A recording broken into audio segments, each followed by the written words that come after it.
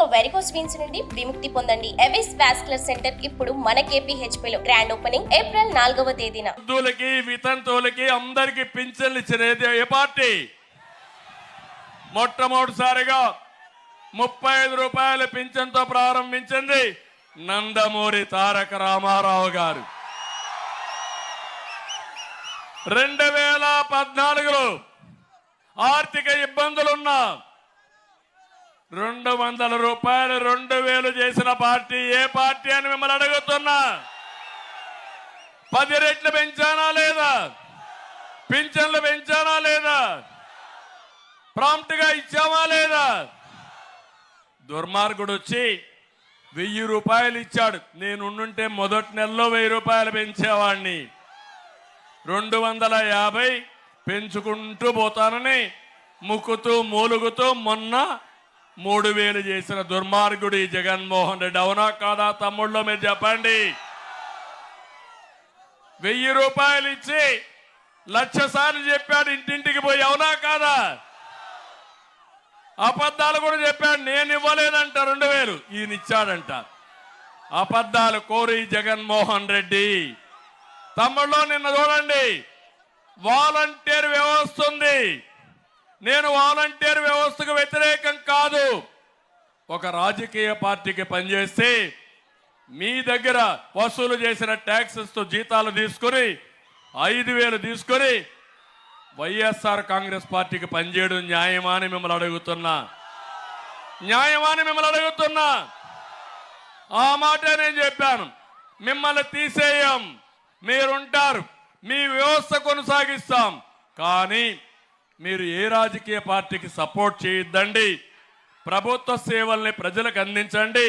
మేము సిద్ధంగా ఉన్నామని చెప్పాను. చెప్పానా లేదా అని మిమ్మల్ని అడుగుతున్నా.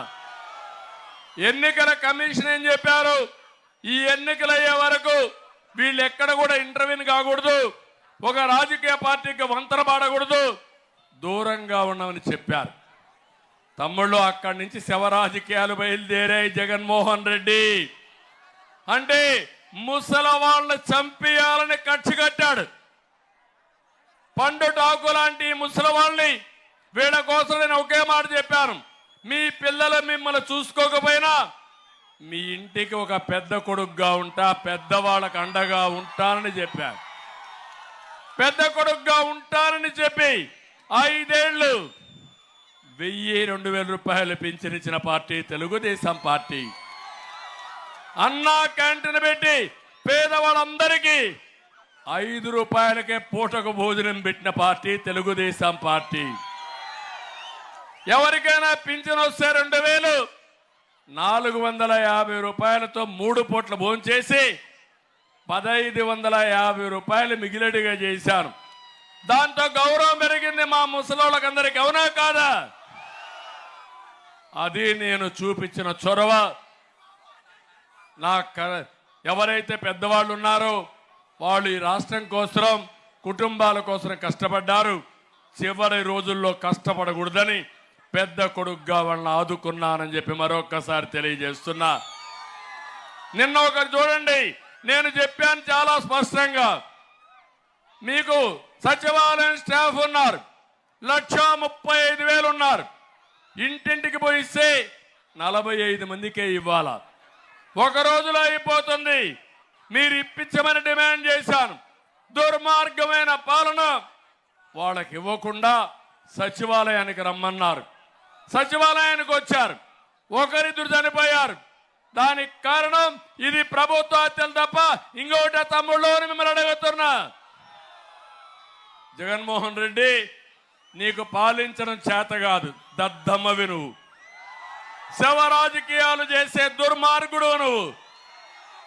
నీకు చేతనైతే ఎవరిని చంపకుండా పింఛన్లయ్యి, నీకు చేత కాకపోతే నువ్వు దిగిపో. 1 నిమిషంలో 1 గంటలో ఎందుకు డిస్ట్రిబ్యూట్ కావో ఇంటి దగ్గర నేనే చూస్తా. సవాలు విసురుతున్నా జగన్మోహన్ రెడ్డికి. సిద్ధమా అని మేము అతను అడుగుతున్నా. ఇంకొక పక్క తమ్ముళ్ళు, ఈరోజు మీరు ఒకసారి చూస్తే నేను ఒక మాట చెప్పిన తర్వాత భయపడిపోయారు. ఒకవేళ నువ్వు పింఛన్లు ఇవ్వకపోతే మొదటి రోజున ఇవ్వకపోతే నేను వస్తానే ఈ నెల నుంచే 4,000 రూపాయల పింఛన్లు ఇస్తానని చెప్పాను. దాంతో భయపడిపోయాడు జగన్మోహన్ రెడ్డి. నిన్న డబ్బులు రిలీజ్ చేశాడు జగన్మోహన్ రెడ్డి. ఈరోజు 75-80% ఇచ్చారు. ఈ బుద్ధి జ్ఞానం మొన్నేమైంది జగన్మోహన్ రెడ్డి అంటే. ఇంకొకటి చూశాను నేను, ఒక అడగానే జగన్మోహన్ రెడ్డి ఇంకొక రోజు చేస్తుంటే నేరుగా శవాన్ని తీసి వాళ్ళ ఇంట్లోనే పూడ్చేవాడిని. అప్పుడు బుద్ధి వచ్చేది. చంపే హక్కు నీకు లేదు. నువ్వు ప్రభుత్వంలో ఉన్నావు, బాధ్యత నీది, ప్రశ్నించే హక్కు నాది. నువ్వు తప్పు చేస్తే నిలదీస్తా, ఇంకా తప్పు చేస్తే ప్రజా సహకారంతో భూస్థాపితం చేస్తాం తప్ప వదిలిపెట్టాం. తమ్ముళ్ళు, నాకు అనిపిస్తుంది శవ రాజకీయాలు చేసే జగన్మోహన్ రెడ్డి ఫ్యాను ఆగిపోయింది. తిరిగే పరిస్థితులు లేదు. ఫ్యాన్ ని ముక్కలు చేయడానికి మీరు సిద్ధంగా ఉన్నారు. కాబట్టి లాభం లేదు. కాబట్టి గొడ్డలు తెచ్చుకో జగన్మోహన్ రెడ్డి. నీ సింబల్ గొడ్డలు పెట్టుకో. గొడ్డలు చూసి బెదిరిస్తున్నావు, గొడ్డలతో రాజకీయం చేస్తున్నావు, రాష్ట్రాన్ని సర్వనాశనం చేశావు.